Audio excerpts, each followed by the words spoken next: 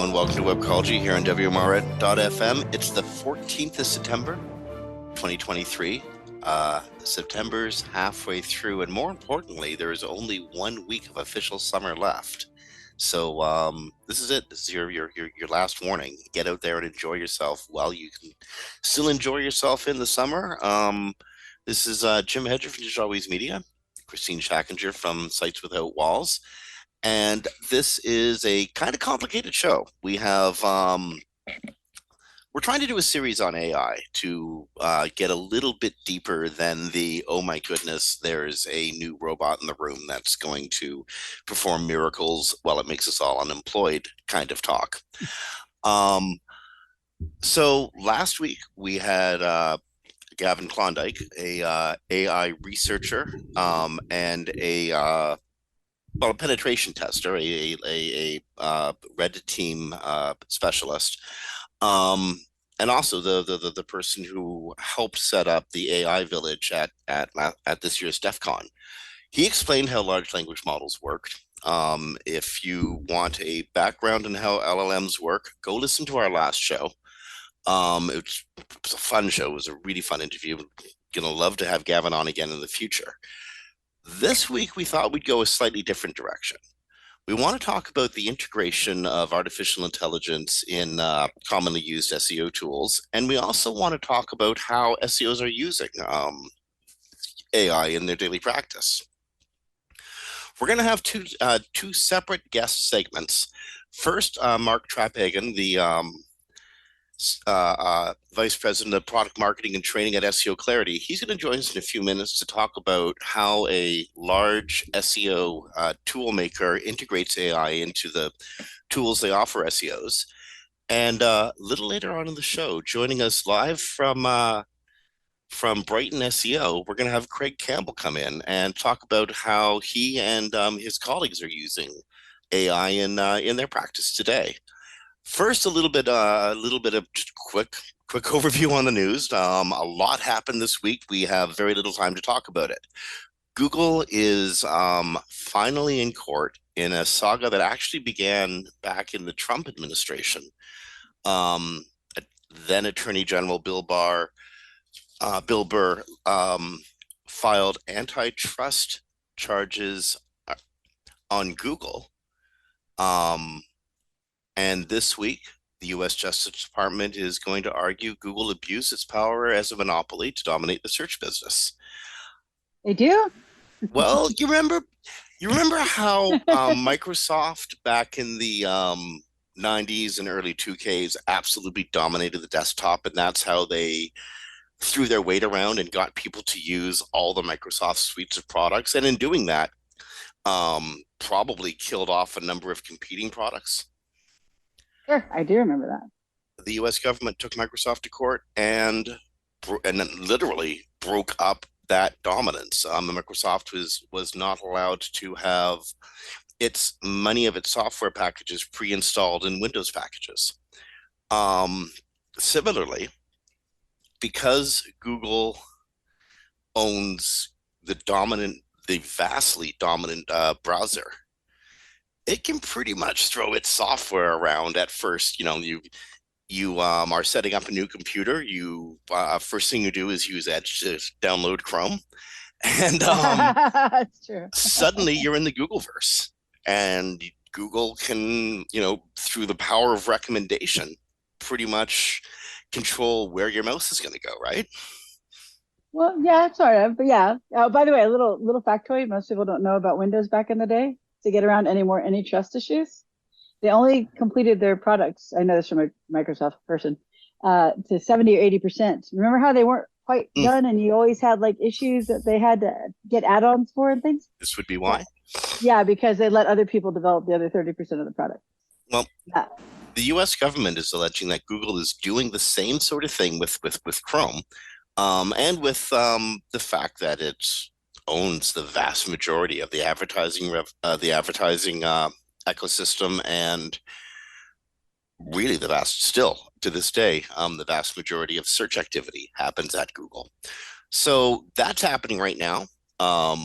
In fact, I understand that Google's CEO might be called to testify sometime this week or next. Yeah, it's going to be a 3 month trial.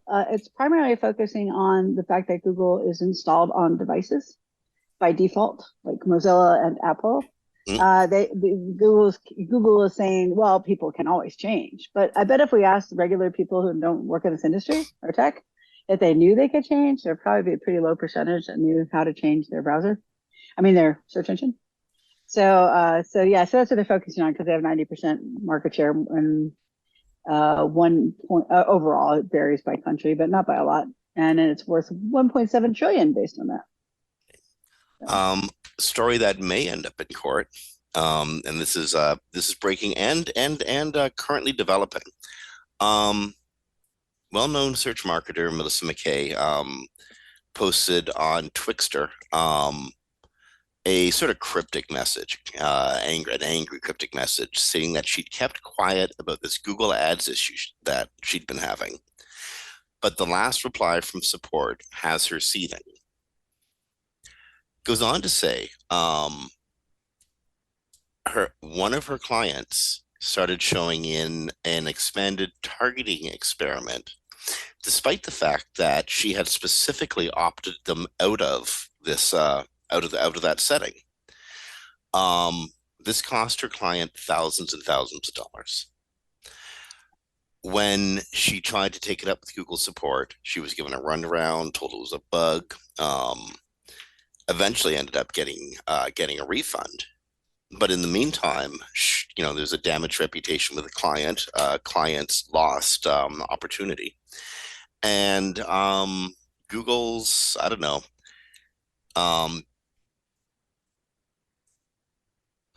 public relations massive misstep. This is the kind of thing that ends up in court if you don't deal with it properly, eh? yeah, the quote from Google was from Melissa's account on Twitter. Was from time to time, the Google Ads team runs incremental experiments on campaigns to test impact of a proposed change.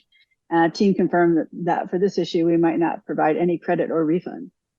So that was their official statement when she first started discussing it with them. I mean, in search, we're used to this happening all the time, right?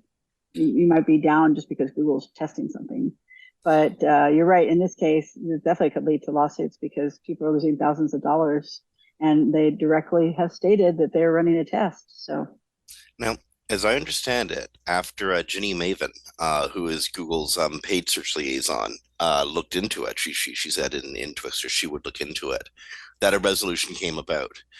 But this is one of the few times where it actually suggests there may well be a relationship between Melissa and Ginny, just as it would be a relationship between many well-known search marketers and Ginny Maven, given that Ginny used to be like the lead writer at Search Engine Land on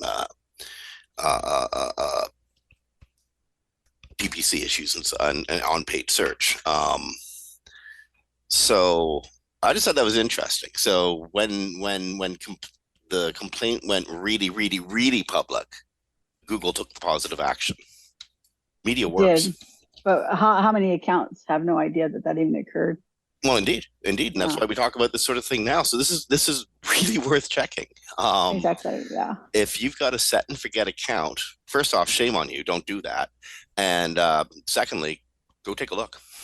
Yeah, definitely. Okay. A couple more minutes, then we want to get Mark on the air as quickly as we can.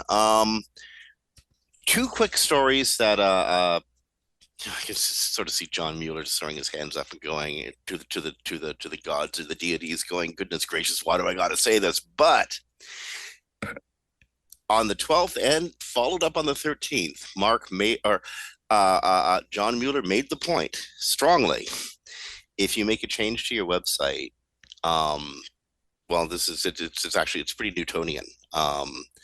One action will get a reaction. Not necessarily equal and opposite, but it will get a reaction from Google. If you make a change to your website, you're giving Google something new to deal with, and that will have Google look at your website differently. Maybe a lot different, maybe a little different, maybe good, maybe bad. Change. We mean big change, not like you just change one piece of content. No, indeed. Yeah, but if you do revamp your website, you will see a temporary loss of ranking. You might get those rankings right on back again, but it's going to happen.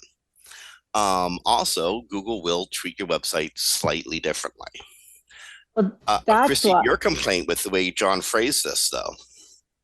Well, yeah, just not the way John phrased it, but just it's reported like it's a water is wet comment, right? Like if I change my website and my URL structure and my page design, Google has to reevaluate my site. So I might not come back where I was, or I might do better depending on the amount of SEOs that were involved in the process.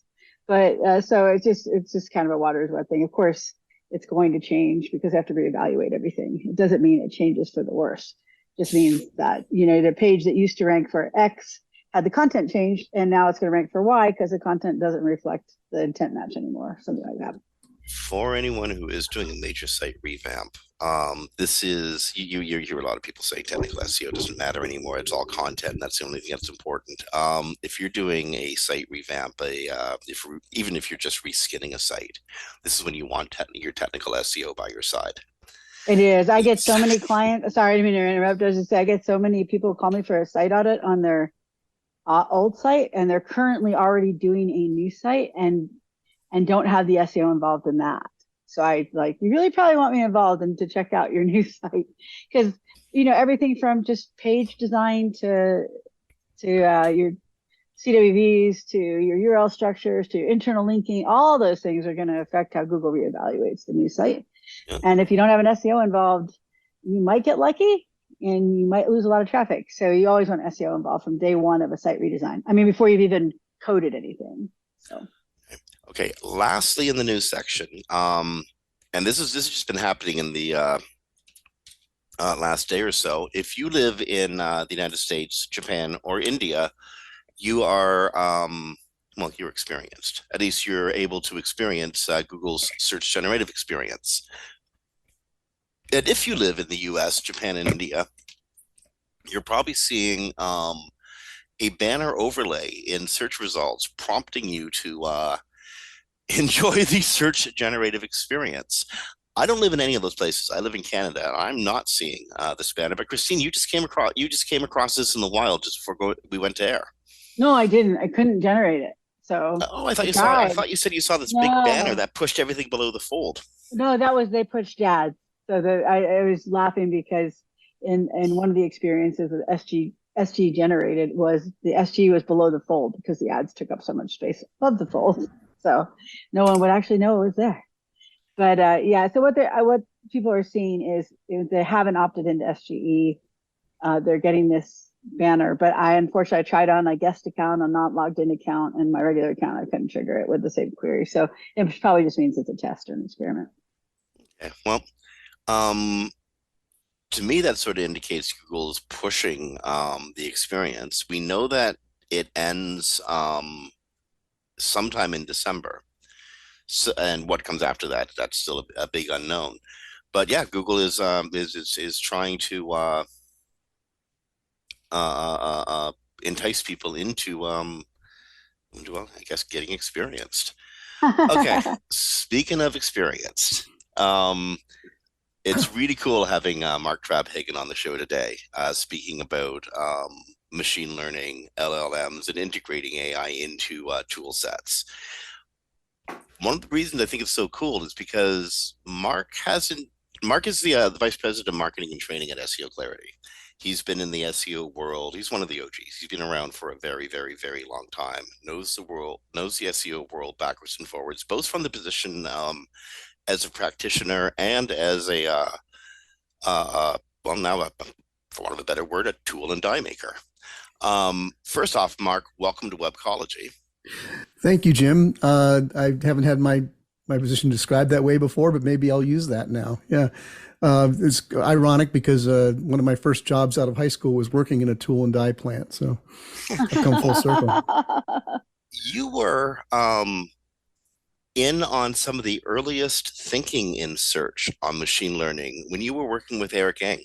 Um, I know you guys were thinking about machine learning 6, 7, 8 years ago because Eric is what got Dave Davies fascinated with machine learning. I remember the interview and I heard the light bulb turn on in Dave's mind from like 4,000 miles across the country. Um, Given your experience, early in the days, and again, Mark and Eric were thinking about machine learning long before any of us in the industry were. How how do you feel about where we are today? Well, that's a big question that I could take the rest of my half hour to answer. Sorry. So I will not do that because we got a lot to talk about, but be succinct. But yeah, it was fascinating. I was so privileged to work with Eric Enga at the time of his own company, Stone Temple, back in the day, because Eric was an engineer. He came from an engineering background, and so he was a tinkerer, and he always was wanting to get under the hood. So as you know, machine learning technology emerged in theory. He not only studied it, but he actually played with it, built things, built little tools within our agency, things like that. And I got to be on a front row seat of that and see the power of that and get an early understanding of how that works, how things like large language models work, and how a training set works, and all those sorts of things. So I'm going to grow up with that, and then ending up here in the last 3.5 years at seoClarity, coming into a enterprise SEO platform that is pioneer in incorporating machine learning models into its platform long before ChatGPT, realizing that at the time when Middle and Calpesh were building the seoClarity tool, most tools were just simply regurgitating straight data. They would just get raw data from wherever they could, and just the one service that they provided was putting it in a handy user interface. They wanted to go way beyond that and realized that that AI gave the ability or the potential to do high-level analysis and produce insights that you couldn't get otherwise, to do provide insights for our clients that just the raw data itself might not show. So we've been working with it for many, many years. And then came the generative AI revolution with ChatGPT coming out. And just our quick history on that with us is that we had to take a hard look at it. We knew we were going to be hearing from clients saying, like, what are you going to do with this? When is it going to be in the platform? How can we use it? But we didn't want to use it just for using its sake. So realizing that this was a whole new leap in terms of what it produces, and sometimes frightening nature of what it produces, our first step before we built anything was actually to create a manifesto, we call it. It's our seoClarity AI manifesto. That is a statement of principles and ethics that guide all of our use of AI. And we're very serious about it. It's public. You can Google seoClarity AI manifesto. It's just a set of principles that will be continually built and worked on. But that was our first step, because we wanted to make sure that if we built anything from this generative AI into the platform, that it would be safe for our clients, first of all, that it would be secure, that their data wouldn't be getting out anywhere they didn't want it to be, and that it would be truly useful, that it would not just be smoke and mirrors with empty promises. So that's kind of my history of involvement with it, leading up into what I'm doing in the present day. I guess the first question to ask is that it almost feels like I want to unravel a ball of yarn. Because there was like 7 questions I have on just from what you just said. How is generative AI used in seoClarity? How does it improve the package? So that's been one of the most exciting things. It's absolutely the most visible. 90% of what we do with AI is invisible to the client. They see it in the results that it produces, but it's not there. Whereas generative AI in our platform is very visible. In fact, we even gave it a personification. We call it SIA, SIA, not to be confused with the singer. And SIA is an acronym, stands for seoClarity Intelligent Assistant. So SIA is built into multiple parts of our platform and is using the same technology that ChatGPT uses, that other models use. We're multi-model, meaning we're not dependent just on ChatGPT's model, but we'll use whatever model or combination of models best applies to things. But just quickly, the rundown of what we've been doing with SIA this year and what we've introduced already. No other SEO platform has these kinds of functions out there. There's some that are talking about developing things like it's active. Our clients are using these today. So very quickly, we're using it for on-page SEO and things like suggesting titles and meta descriptions, getting and maybe I should preface all of this by saying I think the exciting thing is that we are not, whereas ChatGPT just goes out and scans the entire internet and the entire electronic corpus of what's available to it. So it's very broad and generalized in its knowledge on any particular topic and can pull in a lot of bad stuff as well as a lot of good stuff, as we all know. We train our models very specifically on our own data. So it's a very controlled environment. So we know the best practices. We know, how to train this thing. So it can suggest, more creative titles and meta descriptions that are more likely to draw in somebody when they see it on search, that sort of thing. So there's, of course, content generation, our content fusion writing product, content production product that helps writers bring all the data together they need to create the best possible content for the users and for search engines. It's there. That's where we've really concentrated on using it carefully and ethically. It can do things like generate suggested outlines for a writer to get the pen moving, get it going, and even rewrite some sections of existing content or create some sample paragraphs. One of the controls we put on it is we do not allow clients to write an entire piece of content using SEO. Why not? It won't allow them to do that. We don't want it to be used for that purpose because we don't think that that's we don't think it's healthy for the client. We're being kind of the nanny there, kind of the parent, and saying like, you might want to do this, but we don't think it's good for you to do it. No, that's really good to hear, Mark. I really like that you guys have added that feature in there. Yeah, again, like we didn't want to just put this out there, say, see, we can do that. You can create, just plug in your keyword. Here's a content piece, put it on your site, and do 1,000 more. We wanted to keep the writers involved. So it's always as an assistant and as a tool, not as doing the whole piece of work. Just quickly, some other areas where you see it throughout our platform, keyword and topical research. We've been able to expand the kind of information that people are used to in getting. Usually when you do keyword research, you get search volume and maybe one or two other data points, and that's it. Using this technology now and using it on our database and all of our, the billions of keywords that we scrape off of Google every day, we can do things like generate a search journey. Say, these are the most likely searches that people do before and after your keyword, and give you a whole list of those, which helps you with creating, contents at all different levels of the journey. We can suggest the likely demographics of the searchers for your keyword, the audience for that, and also the most likely other topics that they might be searching. So it's not just straight generative AI generated. Again, it's coming out of and it's integrated with all of our other data. We're sure of and highly tested. Just quickly, a couple more things that we're using it for. One is in our link optimizer for internal linking. So we use it to do advanced semantic analysis of where you should be interlinking on your content, where the most likely and valuable links are between your content pieces on your site. Suggest anchor text, optimize the anchor text, and then working with Clarity Automate that we've talked about before on this program to put those links out at scale instantly with the touch of a button. Final thing is SEO task management. We're looking for more and more tasks that we are able to automate using AI technology. So that can be anywhere from things like in huge bulk, translating all of your keywords into another language is one use of that. It can be auto-generate with the if this then that kind of format, auto-generating keyword tags by saying if the keyword has these certain characteristics, or the URL has these certain characteristics, then give it this tag. So those sorts of tasks would be a lot more coming that are very cumbersome to do, especially at enterprise scale. So those are some examples of the kind of things where we're using this newest technology.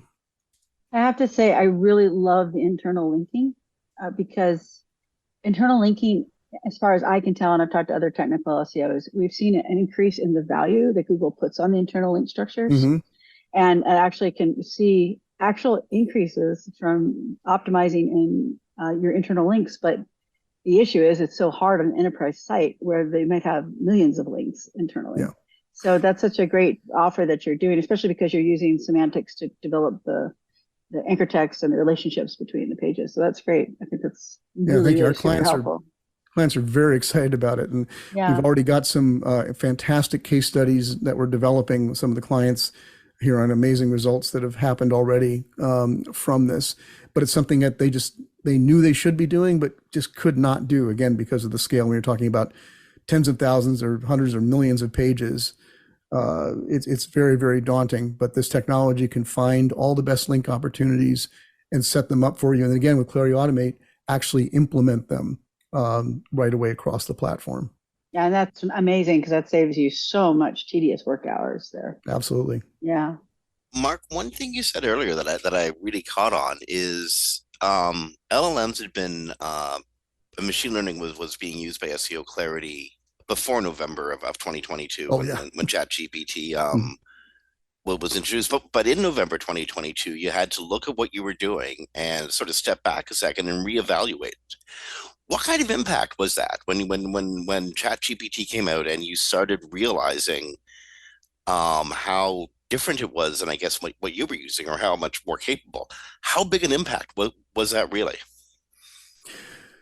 I think it impacted in terms of, we know that we have some very, very smart clients, and they're watching the search world just like the rest of us are, and they're watching what's happening out there.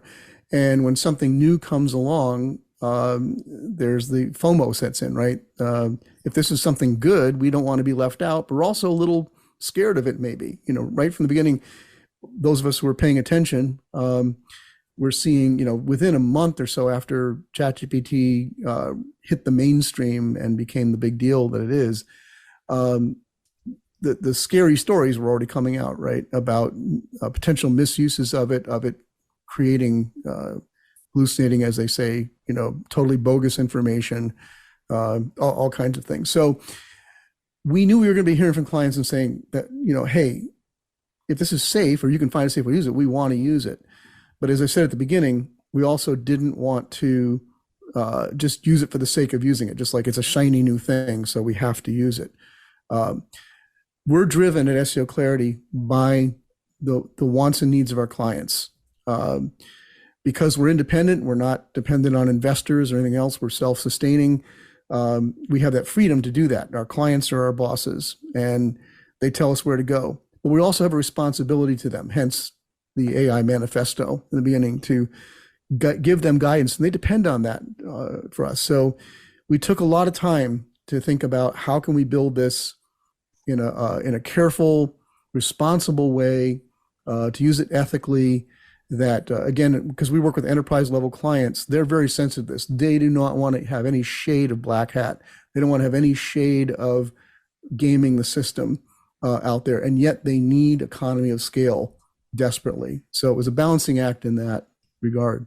So how important was defining the AI manifesto, the code of ethics, before moving forward and actually developing product? We consider that absolutely critical. Like, it really was our first step.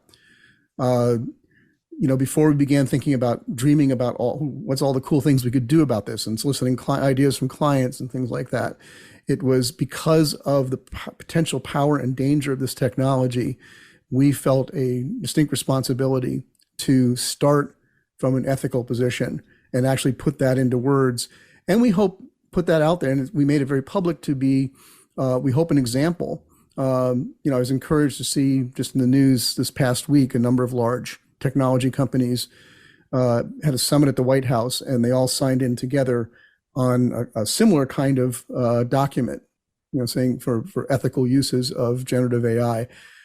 So yeah, it's not just a publicity stunt. It was not just a afterthought, like we should tack this on. It was the beginning of our process. And then once we had that in place and committed to it, then we felt like we could go forth and build some things that would be useful, but also safe and effective for our clients. Okay, It's so nice. All right, sorry, Jim. I was going to say it's very nice to see the SEO industry ahead of everyone else on ethics, or at least SEO Clarity ahead of everyone else on ethics and AI. Since, Yeah, it's not always known for that, is it? no, it's not. But I think that's great that you guys started with that because it is so important with this technology. when you when you introduce a new product, you have to test it and put it through its paces and work it really hard before you bring it and put it in front of the public. But this has all happened in the span of months. Um, November 2022, ChatGPT is released. You guys take a look at your products and say we have to do some more development. How quickly are you able to write up your AI manifesto, your code of ethics, and then start applying that to how and why you're developing products and introducing them to at the client level? Thankfully, we had two things in our favor. In that one you've already brought forward, which is our years and years of experience in machine learning and AI in general. We weren't newbies at this. We understood the technology, we understood the theory. Our engineers are very, very skilled in it. So we already had, what it took to build quickly. The other factor is that we have a very, very agile development team. It's one of the things we pride ourselves on. There's no other platform out there that turns out as much improvements, innovations, everything on the platform as we do on a week-to-week basis. So we had those two things in place. We knew how to test models. We know how to build them. So by the late spring, we were able to actually start putting out some of these things into the platform for our clients. Now, we all make them very aware these things are constantly being tested and improved going forward. We wouldn't put it out there at all until we were sure that it was at least useful.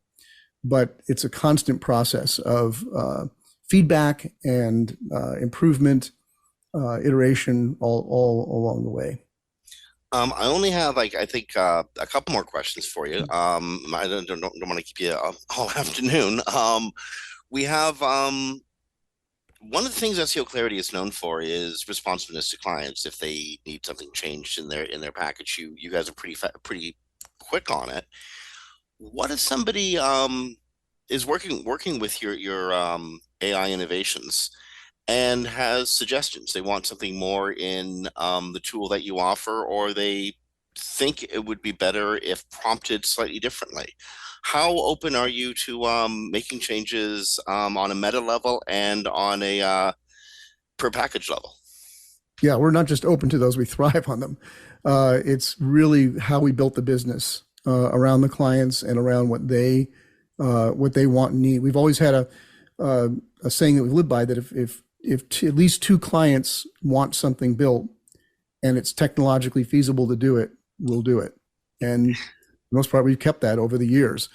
That being said, like with this in particular, we're very, very eager for and needy for the client feedback. So there's feedback tools right in the platform where these different, where SIA exists throughout the platform. People can easily give feedback immediately. They see something that doesn't look right to them, or there's a suspect about. And there's also, our clients are very familiar with our open roadmap and suggestion tool. They leave us suggestions all the time for all kinds of improvements in the platform. And they do that because they know that we respond to them and, research them and see which ones are feasible, which ones will benefit clients the most. And we go to work building them. So that feedback has been and continues to be a critical part of the process. This is I apologize for asking this question. It's a much harder one to answer. But is there any way that you can quantify just the efficiencies of using AI in the seoClarity project packages? Like can you quantify how much time, money, effort, or whatever you saved your clients or a specific client story? Well, we have studies currently running on that with some of the clients. So I don't have those figures yet. Yeah, it's a crappy question. Anecdotally, I know, but anecdotally, we are getting incredible responses from our clients who are using these things. There was, just saying that things that first of all, they're doing things that they wouldn't have done before, even though they knew how to do them. Because again, we work with enterprise clients, huge websites. At the scale they have to work at, the tasks were just too daunting. And now those things are just things that they do every day. So, there's that quantification. And I know with like our Clarity Automate platform, I think in our survey, we saw that that enterprise SEOs spend take weeks waiting for changes to be implemented through dev on the average, and many times months. Now, when as quickly as they can formulate it and build it and test it, they can put it into action. So you're reducing weeks and months of waiting to a day or two. So again, we're trying to get the metrics on that and put together some studies on that, case studies on that. But the anecdotal evidence so far is just amazing. People are loving it. Well, Mark Traphagen, Vice President of Marketing and Training at seoClarity, man, thank you for joining us. It's always fun when you or CEO Mattel join us. Please feel to stick around. We're going to be jumping to Craig Campbell, the SEO based out of Glasgow. Really looking forward to this next interview. We're going to be talking about how SEOs are using AI. So again, feel free to stick around, but we're jumping to Craig. Friend Craig Campbell is sitting in our green room. He's been a SEO for over 20 years based in Glasgow. He is currently in Brighton at Brighton SEO. And Craig, welcome to Webcology. I am so glad we finally got you on the air. Thank you, Jim. Thank you. Thank you for the nice introduction as well. And yes, still got my Brighton SEO ticket on. Right on. Yes, we can Ready see to it. go to the party after this. Well, Craig, that was a crappy introduction given the impact you're having in SEO right now. You're having, I think, one of the time of your life right now. If I imagine where you're at in your career, you're in the madman stage of your career. You, Bibi the Link Builder, Corey, there's a whole group of SEOs in Europe who are ripping things up, and it's wonderful watching you guys from afar. I'm truly enjoying it. How's it going? All good. All good. It's always fun to try different things and play with new technology, new toys, new tools.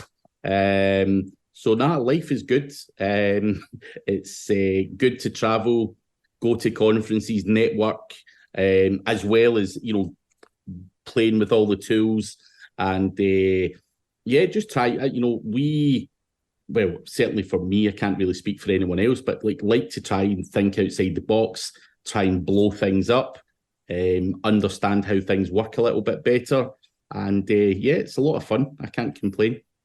You're at Brighton SEO right now, and I imagine a lot of talk is about AI, using AI for this task, that project, or whatnot. What are people talking about? To be honest, I haven't listened to a single presentation. No. That's the fun part. Is when you're sitting around over drinks saying, "Hey, this is what I did." So more drinking than presentations, but there is a leader solace is there talking about AI and the impact that it's having on SEO. There's various other speakers talking about AI. There's new tool providers there. For example, I met a few guys today. ScaleNut are another AI content flow tool, which is really good. So I sat down with that guy. He talked me through the tool, and it looks really interesting. So I've had a look at a few things. As I say, my attention span getting old is not great. So sitting and listening to all the presentations, it gets harder as I get older. Oh, indeed. I totally relate to that. But yeah, again, you're sitting at the bar or over supper having drinks with your colleagues, and you trade and war stories. How are you using AI in your practice, and how are some of your colleagues talking about it? So I play around with AI, of course. I'm still very much on the fence as to whether AI is going to be hit in 6 months' time by utilizing it in an aggressive way. So I'm quite scared on my websites that actually make me real money to use it still at this stage. However, am I allowed to share my screen? Oh, Oh, you can, but only Kristine and I will see it. This is we're pure on radio. audio. Right, cool. I was going to show you. I was going to show you a screen, or the search console of a website, and it's fully automated. It automatically posts the WordPress. Done it for the last 6 months. Thrown up 1,162 blog posts. It's had a couple of million impressions. A fair amount of clicks. So does this stuff stick? We can get AI to work using the processes that we use. The big question for me is how long is it before it drops off again? So we've had 6 months utilising the exact way that we want to do it, and we don't just take it from ChatGPT and throw it up on a website or anything. There's a little bit more to it.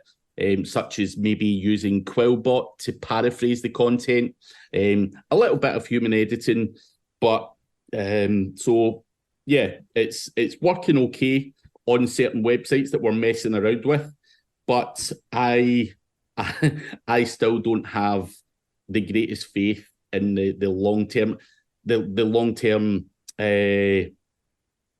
whether Google are going to come along and basically devalue all of that content that's made with the current AI tools that are out there. I might be completely wrong with that, and I hope I am. And like anything, I am probably going to turn around and kick myself in 6 months' time, going, "You should have used it, 6 months earlier." But when you're doing okay the way that you're currently working, it does scare me a little bit. So yeah, I'm not using my money websites, but so your bread and butter websites are still on AI enhanced, but your experimental websites, they're still gaining impressions and gaining traffic. Yeah. Is it a rapid or a slow gain? Is it steady? I'm finding it takes a little bit of time to get stuff indexed. It probably around about 2 or 3 months. I'm assuming that's because of the sheer volume of people throwing out articles. So indexation at the start is a little bit problematic, but once it goes, it's fairly rapid. Okay. I have the same fear as you do, Craig. By reading the helpful content update, if you read the details of it, there are things in there that AI can't meet. Simple things like originality or uniqueness. So I definitely agree. I would not use it on a money site right now until we know for sure, especially because the HCU is a machine learning algorithm. So it could be not specifically targeting AI, but targeting things AI can't do well without a lot of human editing. But I was just curious because LLMs now, the ChatGPT revolution, kind of reminds me of a really good spinner, like from back in the days, a Black Hat, right? So how would you compare like people who were early in the industry? And for people who don't know, spinners were ways to scrape content and rewrite it. In this case, that the algorithms are rewriting it from like ChatGPT. But I was just curious, is it a comparison or is it not a comparison? It probably is. It probably is a slight comparison. Again, building a business using something like the best spinner back in the day, which still, I know people that still use that, believe it or not. It can work to a certain degree in very low level niche markets. I know a lot of people who use, they basically take someone else's content, run it through that tool, and boom, it works on a real local, crappy, non-competitive level. Does that stuff work at at any competitive level? I don't think it does. And that is my fear for a lot of the kind of AI content. Is it good enough to rank in any competitive market? I'm just so you don't see a threat to content writers or content editors moving forward? Yes, I do actually. I think many people, have got rid of a lot of their content writers. Even for me, I own a guest post, a link selling company, and we were able to cut down significantly on the cost of the guest posts. We literally don't care as long as it gets indexed. So we were paying writers to write the guest posts. Now, for me, as long as that stuff gets indexed, it passes value, and the customers are the same. So we can cut out a lot of content writing cost at that point. And I do see and hear of many people utilizing AI and getting rid of their content writing teams. The biggest argument that I hear from people who use it are, how do we know that the content writers themselves are not using it anyway? That's the big dilemma. So you could be paying for what you believe to be, handwritten content, and it's, pulled out of whatever tool that people are using. So that's obviously a big concern for SEOs. So, I don't know if all content writing will go down, but I certainly think there's a lot of stuff that ChatGPT does very well. And also, what I would add as well, when you're doing email marketing campaigns, when you're doing social media, you can use AI for all of that stuff. We are only concerned about plagiarism on, your money websites. So you can utilize it in a lot of other ways, which I think speeds up things and cuts down costs for content writers. A lot of time we talk about SEO, we talk about the content, we talk about technical SEO, we talk about the websites. We don't often talk about the business end of SEO. Actually, the actual running a business. Do you see any way that AI products can be helpful to practitioners who maybe really good on the technical side, good on the content side, but not so good on the actual running a business side? Is there anything out there that you've seen that would be helpful to somebody who wants to put in the effort to be a good business person? I'm not so sure AI is going to help you too much in terms of becoming a good business person. As such, will it help you with a lot of things? Of course it will. Not just SEO things. It will help you with a lot of different things, creating, sheets and all that kind of stuff. There's a lot of things you can do with automation, but I think for me, I'm not sure. I think a lot of the business stuff comes from experience and in your brain and how well you're educated rather than AI. So I'm not too sure I would agree that it's going to help massively on the business side. I was actually thinking more like banking products and bookkeeping products and stuff, but don't buy that. Craig, you're being really responsible about how you're using it, because you have been through the history of sites dropping out of the rankings for, overnight, right? I'm going to guess.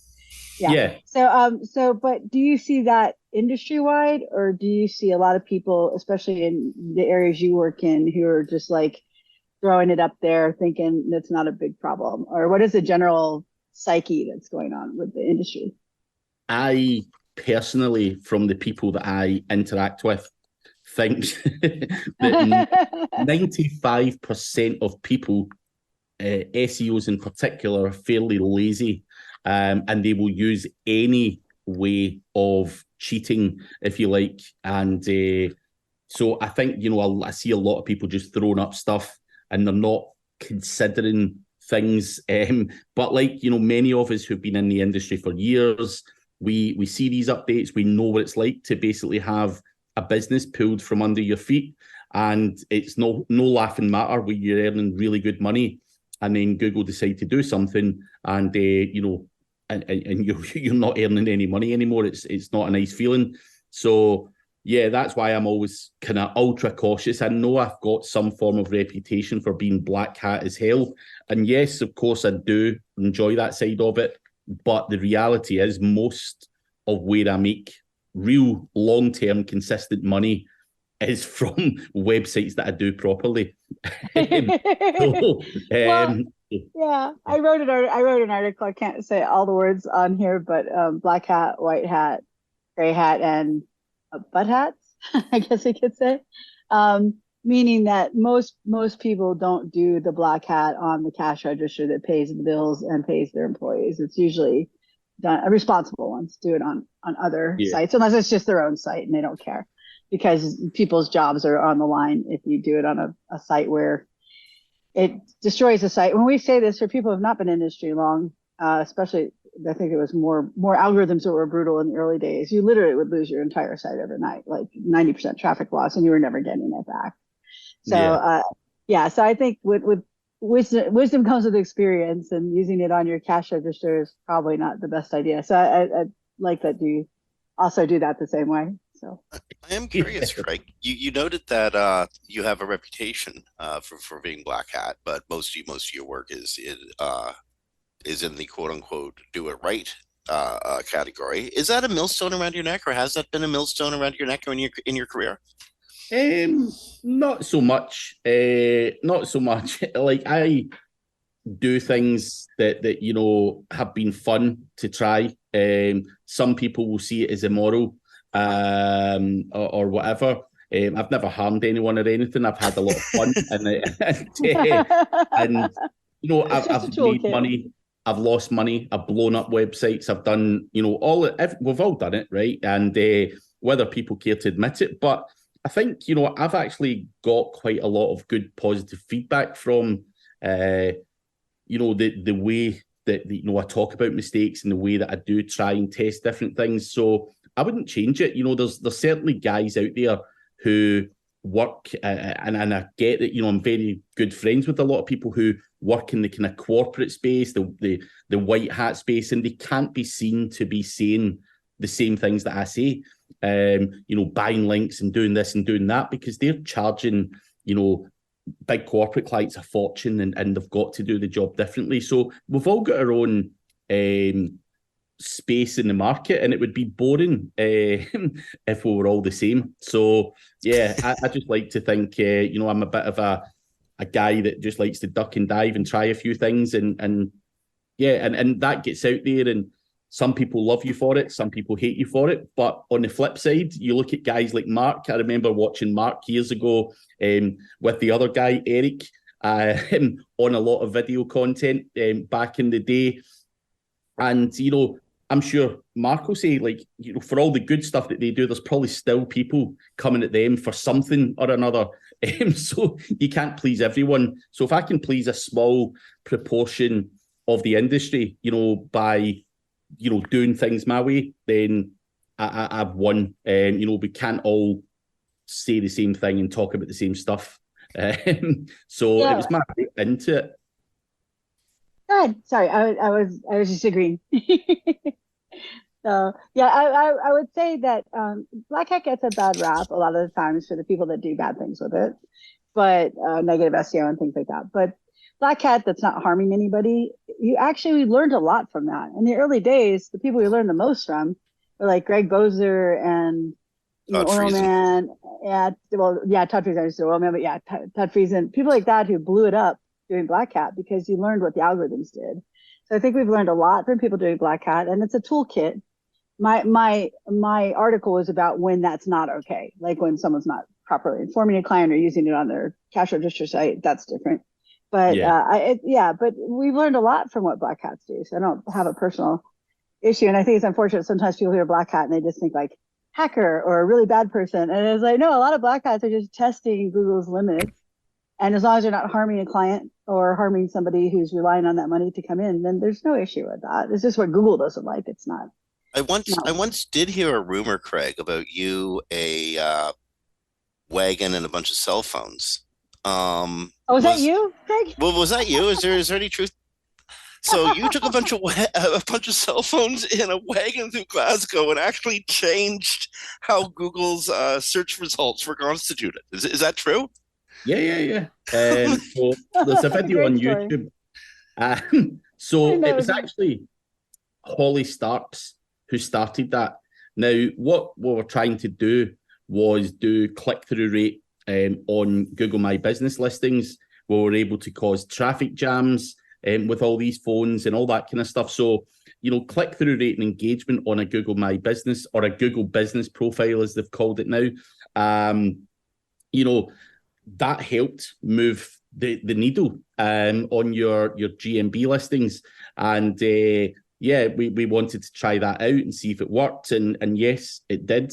And we had a lot of fun causing traffic jams and stuff as well. So again, you've just got to try stuff and see what works. And it was a lot of work. To hell with running out with all these phones and putting in the direction requests and all that kind of stuff. It's a lot of work, but it showed us that engagement signals and driving requests did help your Google business listing. That's so funny. I had no idea that was you. I know the story, but I didn't know it was you. That's great. Very imaginative, very creative. I remember the day that Google decided it was going to publish Twitter posts completely unfiltered. If you posted it, it was going to be going up on Google. It was an SES Chicago happening, and me, Sugar Ray, and oh my God, another Scottish SEO, Dave, former boxer, forgetting his last name now. So we were all over breakfast, like tweeting away, seeing it appearing on Google. Like 10 minutes later, it was fabulous. That lasted maybe 2 hours, and then they turned that off. Yeah, it's but again, it's fun things to try. So yeah, why not? Experimenting? Yeah, experimenting helps. Is there any experiments that you would have done a few years ago that you wouldn't touch with a 10-foot pole today? No, I'd probably do them all again. Just see if they work. Experiments like I got a politician's domain name, and the guy's called Nigel Farage. He was a leader of the Brexit Party, grabbed his expired domain name, got a whole load of shit for it from all of his following. However, my purpose was that big domains do expire. And obviously this guy had backlinks from the BBC, the Independent, every editorial, like literally millions of pounds worth of PR. He literally just forgot to renew. And I'd done it as an example, a fun story to tell people, and it obviously to get PR for myself as well. But even at that, I got a lot of hassle for it. But in the end, it makes for a good story. And obviously it was all done with an educational angle. It wasn't ever done to hurt anyone. I just wanted some press, and what better way to do it than grab a politician's domain name? And yeah, indeed. Okay, we are so closing in on the edge of time here, so I just have like a couple more questions. We really should sort of try to stem back to AI and its effect on the industry, and I'm gonna have to ask one of those like terribly open-ended questions, but it gives you a lot of leeway. Looking midterm to long term, how I hate phrasing questions like this, but how will it be impactful, AI in the industry in the next year? What do you reckon is going to happen? Obviously it's very difficult to see. I think, the way that I see things going and how quick that I see the AI tools developing, I think it's going to be genuinely the way forward. I think people Google are just going to have to suck it up. And the way that the tools that are being developed with all these SEO people's feedback and everything else, we're going to get close to what we would consider really good content from AI, and hopefully alongside some imagery and some automation in terms of publishing that to websites. So I am not sure Google can cope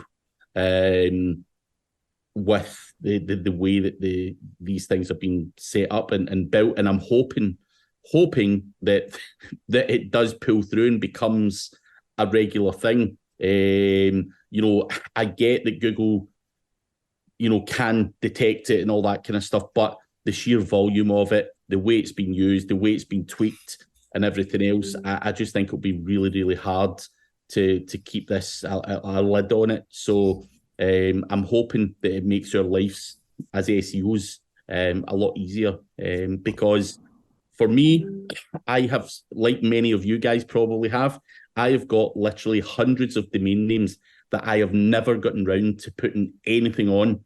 So if AI really does become effective, I will be able to get to those projects eventually before I die. I've been renewing Will, Canadians for We all years. have those, don't we? will Yeah. AI might give you the ability to get to all these projects before you die, but will AI allow us to die as SEOs? No, I still think you'll need people that understand what they're doing in the background and structuring things and using the tools and everything else. I think it is jobs are going to be lost at the content writing level potentially, but it just means people are going to have to adapt. Like many of us have had to adapt over the years anyway. And if that means we have to adapt to utilizing AI content, and that whatever the process is, whether there's X amount of human editing and all these kind of tweaks, I think jobs will be lost. I just think it's too big, and it's grown like wildfire. So I just can't see Google being able to stop it. Okay. We've gone full clock. Thank you so much for spending time with us, Craig. And Mark, who's actually just left the green room, thank you for spending time with us in absentia. Craig, we're going to have to invite you on again. I have 100 more questions. And on a quick personal note, I have, and I think a whole bunch of people in the SEO world has been enjoying watching your family grow up. Thank you for sharing that. It's given a lot of people great joy. So thank you very much, Jim. And it'll always be a pleasure to come back on and talk some other time if you want. Brilliant, mate. Thank you so much. Yeah. Craig Campbell, again, thank you for spending time with us. Kristine, we've gone full clock. Is any last words? Oh, just one quick thing. Google has a animated logo today for Wordle. So if you want to go really? check that out. Yeah, they do. Okay. Hey, That was great. friends. Again, special thanks to Mark Traphagen from SEO Clarity and Craig Campbell from Craig Campbell SEO. You've been listening to Webcology on WMR.fm on the 14th September 2023. Be good to each other, be kind, rank well, and we'll talk to you next week. Bye, everybody.